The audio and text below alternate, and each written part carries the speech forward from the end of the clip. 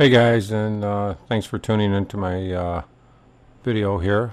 Today I wanted to talk about some sweeping California gun laws that have been passed. The state Senate on Thursday, this is a few months ago actually, lawmakers approved 11 bills including measures mandating background checks for Californians buying ammunition and outlawing the manufacture and sale of semi-automatic rifles with detachable magazines. The bills which go to the Assembly, the gun bills have traditionally had a harder time in the Assembly, but the Assembly says he's committed to pushing them through. They are going to be basically, it's measures banning rifles with detachable magazines and requiring background checks for ammo buyers, gun owners of California, and the National Shooting Sports Foundation and trade associations for firearm industry. Prohibition on semi-automatic guns with detachable magazines would result in banning many of the popular semi-automatic firearms currently legal under California law, while doing nothing to keep the guns out of the hands of the criminal. We know that.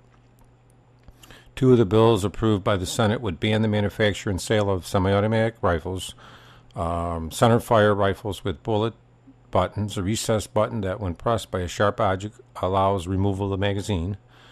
Those already possessing such guns would have to register them with the state as assault weapons. There's another measure approved will be to ban the possession of large capacity magazines, those holding more than 10 bullets. If the shooters had a 10-round magazine, 4 of the 11 victims would have been alive, they said, which is ridiculous. This is in reference to the San Bernardino shooting.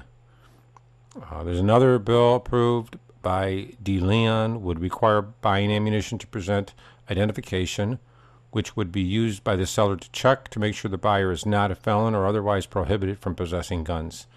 The bill is supported by Los Angeles Police Chief Charlie Beck and Los Angeles County Sheriff Jim McDonnell as a way to make sure criminals do not get ammunition. It passed a 24-15 vote with all Republicans opposing it, along with Democratic Senators Richard Roth in Riverside and Kathleen Guria of Stockton.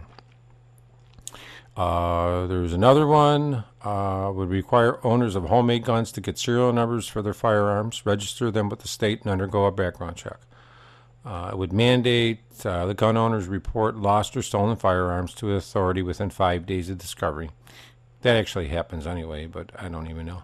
So there are the gun control bills for the Senate.